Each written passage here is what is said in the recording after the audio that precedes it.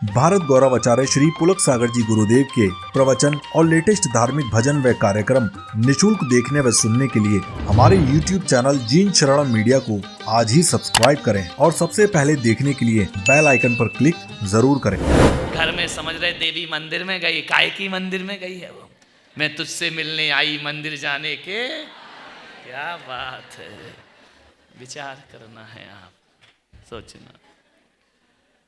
दोस्ती में शिकायत नहीं है, रिश्तेदारी में शिकायत है। दोस्ती में कोई शिकायत नहीं हुआ करती है, दोस्ती में कोई ऊंच नीच नहीं हुआ करता है, रिश्तेदारी में ऊंच नीच हुआ करता है। रिश्तेदारी देखती है ऊंचे कौम का होना चाहिए, नीचे कौम का नहीं होना चाहिए। दोस्ती तो किसी से भी हो सकती है, ध्यान रखिए। दोस्ती में जाति पाति नहीं हुआ करती है, रिश्तेदारी में जात पात देखी जाती है। मान्यवर, आपसे निवेदन करूंगा, दोस्त जरूर बनो, अच्छे दोस्त बनो, गलत दोस्त मत बनो। एक बात याद रखना, मैं जहां तक सोचता हूं, अब्दुल कलाम को यदि गलत दोस्त मिल जाते तो अब्दुल कलाम लादेन बन जाते, और लादेन को अच्छा दोस्त मिल जाता तो वो अब्दुल कलाम बन करके खड़ा हो जाता। ध्यान रखिए, हमें सोचना हम किनके साथ रह रहे हैं, किनके साथ जी रहे हैं। भगवान महावीर को यदि गलत दोस्त मिल जाते तो वो हिटलर बन करके खड़े हो जाते, और हिटलर को कोई अच्छा दोस्त मिलता तो आज भगवान महावीर बन करके हिटलर खड़ा हो जा। दोस्ती होना चाहिए, ध्यान रखना।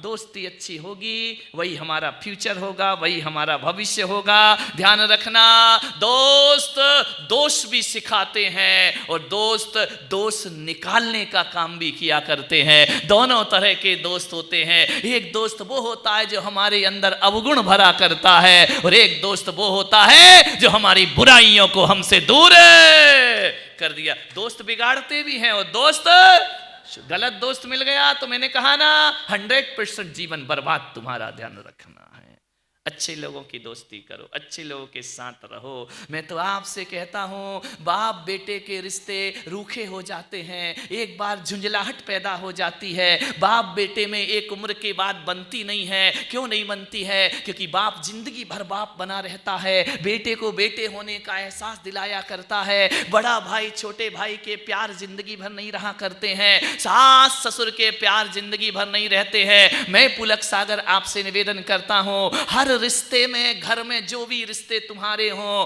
हर रिश्ते में दोस्ती ले आओ। मैं कहता हूं हर रिश्ता जिंदगी को सुकून देना।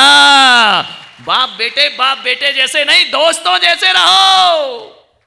भाई बहन दोस्तों जैसे रहो।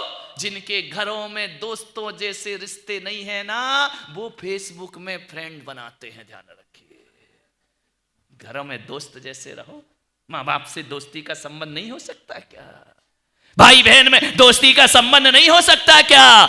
जेठ जेठानी में दोस्ती का संबंध नहीं हो सकता है। मैं आपसे निवेदन करता हूं, रोटी रूखी खाना और रोटी में थोड़ा घी लगा देना। ध्यान रखना, रिश्ते सब रूखी रोटी हैं और घी लगा दिया तो हर रिश्ते दोस्ती के रिश्ते हो जाया करते हैं। ध्यान रखना, दोस्ती का रिश्ता रखो, दोस्ती का। वहां कोई औपचारिकताएं मत लाइए, कोई फॉर्मेलिटी लाने की जरूरत नहीं है।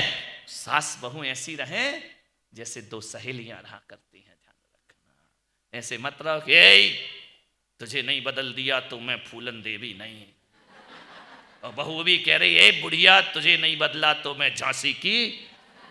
ऐसे मत रहो, दोस्तों की तरह रहो। ध्यान रखना, हर व्यक्ति, जहां तक मैं सोचता हूं गलत भी हो सकता है, रिश्तों के पीछे नहीं भागता है, आदमी मित्रता के पीछे भागा करता है। ध्यान रखिए, दोस्ती होना चाहिए जीवन में, लेकिन दोस्त बहुत अच्छे होना चाहिए। आज बहुत दोस्त बन रहे हैं, दुख इस बात का है, फेसबुक में 2-2, 3-3, 5-5 हजार दोस्त हैं तुम्हारे, पड़ोस में कोई बोलता ही नहीं है। ध्यान रखना, आज जिंदगियां जो बर्बाद हो रही हैं ना, वो मोबाइलों से हो रही हैं। ध्यान, वो दोस्त हैं जिनसे मिले नहीं, जिनसे कभी गए नहीं, ऑनलाइन फ्रेंडशिप। ध्यान रखना, जिंदगी बर्बाद हो रही है। मोबाइल पे जो लिखा जाता है ना, वो उतना सच नहीं होता जितना तुम समझते हो। ध्यान रखिए, वो लूटा जाता है तुमको बहका दिया जाता है, मीठी मीठी बातें कर दी जाती हैं, तुम मीठी मीठी बातों में फंस जाते हो, गलत लोगों की संगति प्रारंभ हो जाया करती है। मैं बालिकाओं से भी निवेदन करूंगा, बेटियों से निवेदन करूंगा, जो तुम्हारी सुंदरता से प्यार करे उससे कभी प्यार नहीं करना, जिंदगी में ध्यान रखना। जो तुम्हारी जागीर से प्यार करे उससे कभी दोस्ती मत करना, अपनी जिंदगी में ध्यान रखना। ये लोग वो लोग हैं जो मीठी मीठी बातें करके तुम्हारे जीवन को बहका दिया करते हैं। अरे दोस्त तो वो होता है जो हमारे अच्छे दिनों से नहीं, हमारे बुरे दिनों से भी हमसे प्यार किया करता है, ध्यान रखना। बुरे दिनों में भी हमारा साथ दिया करता है। अरे दोस्त वो नहीं होते हैं, एक होता है परिंदा और एक होती है मछली, ध्यान रखना। परिंदा आता है, तालाब में पानी होता है, पानी पीता है, तालाब सूख जाए तो परिंदा उस तालाब को पलट के नहीं देखा करता है, ध्यान रखना। जब तक पानी है तब तक पंछी आएगा पीने के लिए, जिस दिन तालाब सूख जाएगा पंछी भी वहां नहीं जाया करते हैं। मान्यवर, ये कोई दोस्ती नहीं, ये स्वार्थ हुआ करता है। बेटियों से निवेदन है, मोबाइल से, व्हाट्सएप से, इंस्टाग्राम से दोस्त मत बनाओ, मत बनाओ, मत बनाओ, जिंदगी बर्बाद हो जाएगी तुम्हारी, ध्यान रखना। विचार करना है, ऐसी कैसी दोस्ती हो जाती है तुम्हारी। आज एक षड्यंत्र चल रहा है पूरे देश में, महाजन कौम की बेटियों को बर्बाद किया जा रहा है। आए दिन तुम देख रहे हो, उनकी आबरुआं लूटी जाती हैं, उनके साथ खिलवाड़ हुआ करता है, उनकी अस्मिता लूटी जाती है, और पूरे हिंदुस्तान में एक षड्यंत्र रचा जा रहा है सुनियोजित तरीके से। हमारी भारत की संस्कृति को तहस नहस करने का दुष्प्रयास चल रहा है, हमारी परंपराओं को छीना जा रहा है, हमारी धार्मिक आस्थाओं को छीना जा रहा है। और ये बेटियां गोरी चमड़ी और अच्छे स्मार्ट शकल देख करके अपनी जिंदगी को बर्बाद कर लिया करती। मत करिए ऐसा, ध्यान रखिए। साल 2 साल में क्या फेसबुक से दोस्त बन जाता है, क्या रास्ते में दोस्त बन जाता है। 1 साल के प्यार में 26 साल के प्यार को ठुकरा कर बेटी भाग जाया करती है। जिस माँ बाप ने बड़ा किया है, पाल पोस करके बड़ा किया है, जिस माँ बाप ने इतने एहसान किए हैं तुम्हारे ऊपर, अपने अरमानों का गला काट करके तुम्हारी जिंदगी को बनाना जिस माँ बाप का सपना रहा है, जिस माँ बाप ने तुम्हें इज्जत की जिंदगी दी है, आज उस माँ बाप का सिर झुकाकर समाज में तुम चंद दोस्तों के साथ भाग जाया करती हो। ध्यान रखिए, ये कैसा तुम्हारा जीवन है। मान्यवर, निवेदन है मेरा आपसे, वो स्थिति होती है ऐसी बेटियों की कि यहां से हमारी समाज की बेटियों को ले जाया जाता है, उनका दैहिक शोषण होता है, वो जब जी भर जाता है कामुकता की मंडी में उन्हें बेच दिया जाता है। ध्यान रखना, वो बेटी जो भाग करके गई है वो दोबारा कैसा जीवन जिएगी। दोबारा समाज क्या उसे एक्सेप्ट करेगा, क्या परिवार उसे एक्सेप्ट करेगा। क्या कोई लड़का ऐसा है जो भागी हुई लड़की से शादी करने की ताकत रखता हो? कोई नहीं करेगा। ध्यान रखना, उसके लिए एक ही रास्ता बचता है, फिर वो आत्महत्या कर लेती है या कामुकता की मंडी में जाकर व्यवसाय और देह का धंधा प्रारंभ कर दिया करती है। मान्यवर, सावधान हो जाएं हमारी बेटियां। एक बात याद रखना, इज्जतदार घर की लड़की अपने मुंह से पति नहीं मांगा करती हैं, जो माँ बाप दे देते हैं उसे स्वीकार कर लिया करती हैं। ध्यान रखिए, अपने मुंह से अपना पति मांगते हो, ये कैसा चरित्र है हमारा।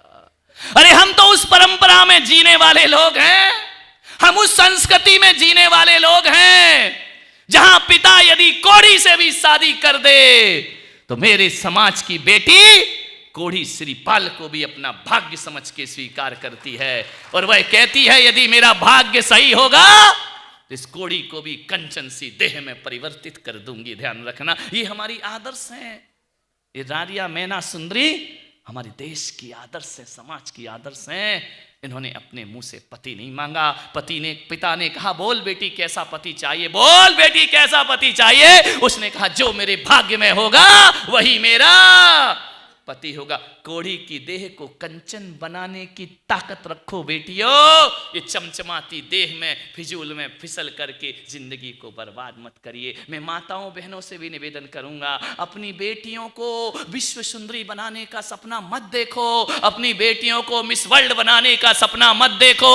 इतना आधुनिकता में मत ढालो कि मेरी बेटी मिस वर्ल्ड बनेगी, मिस यूनिवर्स बनेगी, विश्व सुंदरी बनेगी। मैं पुलक सागर सपना देखता हूं, तुम माँ बाप होके बेटी को विश्व सुंदरी बनाने का सपना देखते हो, और मैं संत होके कहता हूं मेरी समाज की बेटी विश्व सुंदरी नहीं, मेरी समाज की बेटी तो ब्राह्मी सुंदरी और मैना सुंदरी बनना चाहिए।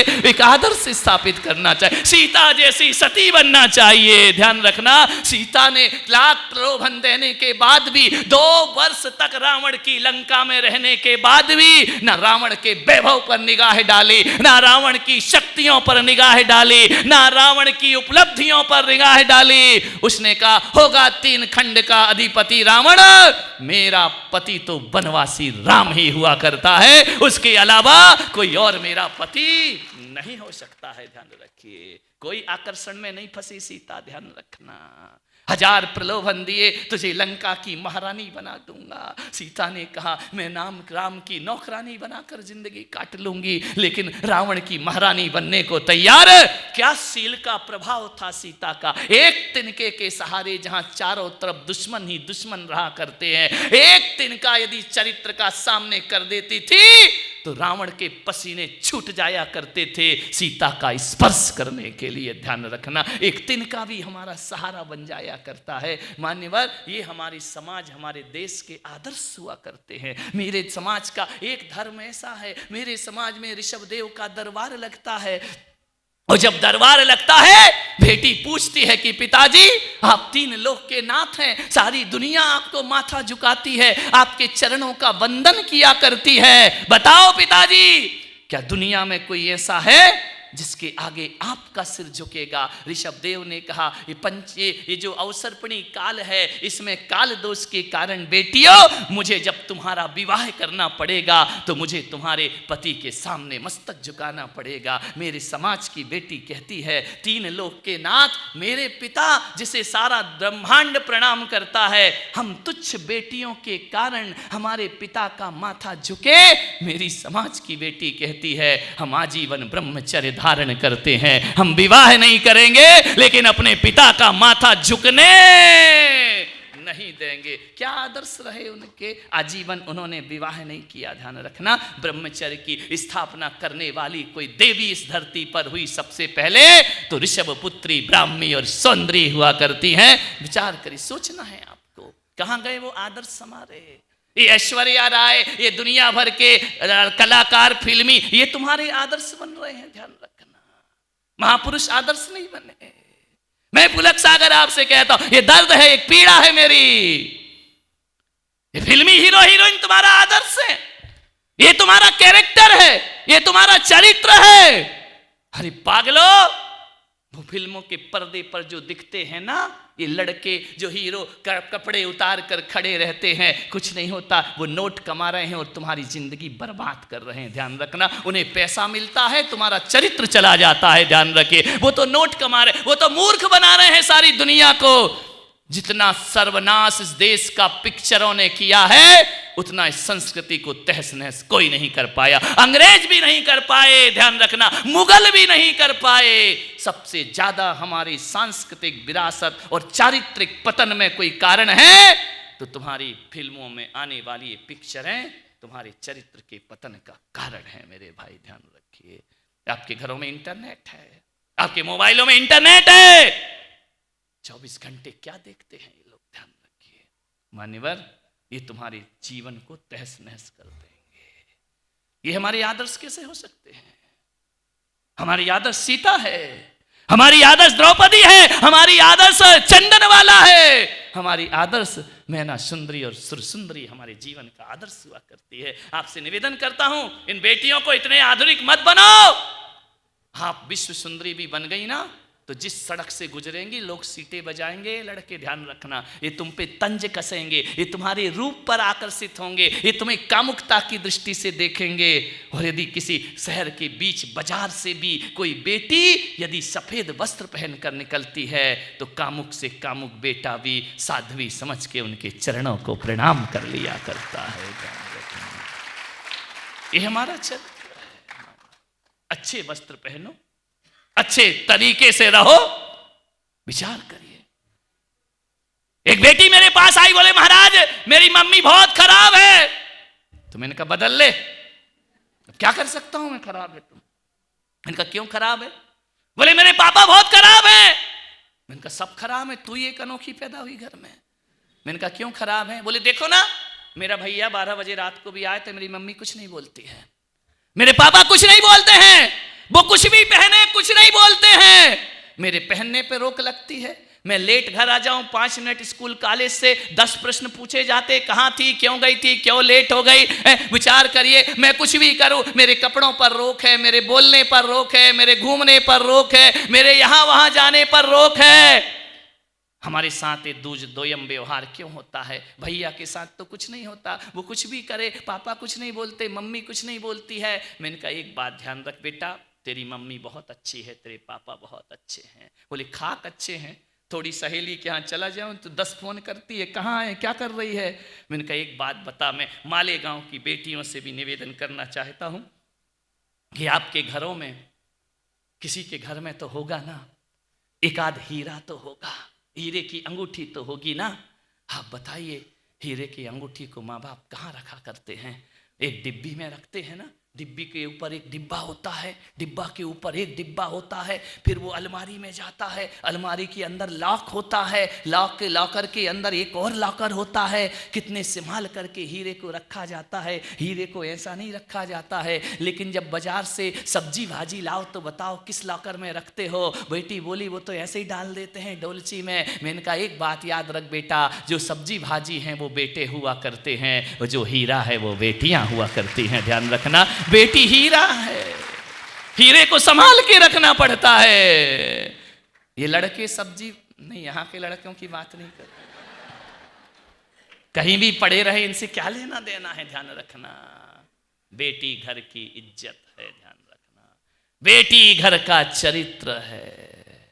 विचार करिए, बेटी को बहुत संभाल के रखना पड़ता है। आज माँ बाप इस हालात में, इस वातावरण में बेटी को जन्म देने से डर रहे हैं। ध्यान रखिए, एक बेटी पैदा हो जाए तो एक बाप सोचता है, वो ऐसे जीता है, ऐसे जीते हैं मां बाप। एक बेटी को पालना हाथ पे अंगार रखने जैसा है। ध्यान रखना, मान्यवर, मैं बेटियों से निवेदन करूंगा, विचार करना है आपको, ऐसे भागो मत। अंतरजातीय विवाह हो रहा है, अपनी धर्म संस्कृति को खोया जा रहा है, अपनी धार्मिक आस्थाओं से खिलवाड़ हो रहा है। मान्यवर, इससे ज्यादा पतन के रास्ते कोई दूसरे नहीं हो सकते हैं। ध्यान रखिए, आपसे निवेदन है, लव जिहाद करके पूरी दुनिया को बर्बाद किया जा रहा है।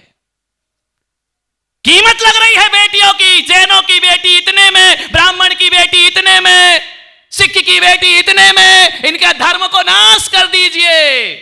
मान्यवर ध्यान रखना, आज हजारों लड़कियां भाग गई हमारी समाज के, यदि आंकड़े देखोगे ना, भाग गई थोड़ी सी चिकनी चुपड़ी बातों में, चमचमाती देह में, ध्यान, गोरी चमड़ी, इसमें आकर्षित हो जाती हो, अपने धर्म, अपनी संस्कृति, अपनी सभ्यता को खो दिया करती है।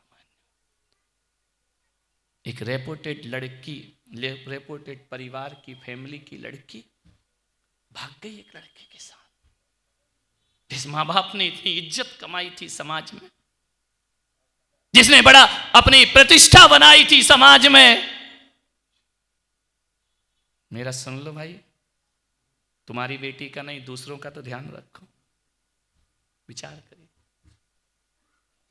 प्रतिष्ठा कमाई, इज्जत कमाई, मंदिर में जाते थे लोग, जय जिनेंद्र किया करते थे। उसकी मां की बड़ी धाक थी समाज में, समाज की अध्यक्ष बन करके रहा करती थी, महिला मंडल की अध्यक्ष रहा करती थी। लेकिन एक दिन बेटी ने निर्णय ले लिया, मैं उस लड़के के साथ जाऊंगी।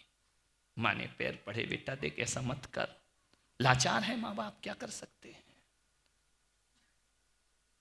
क्या करें वो माता पिता। दादाजी ने कहा मैं तेरे पैर पड़ता हूं बेटा, ऐसा मत कर, मत भाग। किसके साथ भाग रही है तू? ना तूने उसका धर्म देखा, ना मजहब देखा, ना जाति देखी, ना संस्कार देखे। चरणों में गिर गया पूरा परिवार, लेकिन लड़की नहीं मानी। नहीं, मैंने निर्णय कर लिया है, मैं उसी के साथ जाऊंगी। ऐसे दिन आ गए तुम्हारे घरों में, मान्य खूब मनाया भाभी ने, भैया ने कहा मैं तुझे मार दूंगा। बोले मार दे तो मार दे, शादी तो उससे ही होगी। भाग गई उस लड़के के साथ। मालूम है, अहमदाबाद की घटना है, भाग गई उसके साथ। जैन परिवार की लड़की, जिसने कभी जिंदगी में हिंसा नहीं देखी, जिसने कभी चींटी को नहीं मारा, भाग गई उस लड़के के साथ जो मांस का व्यापार करता है। ध्यान रखना, सोचना है आपको।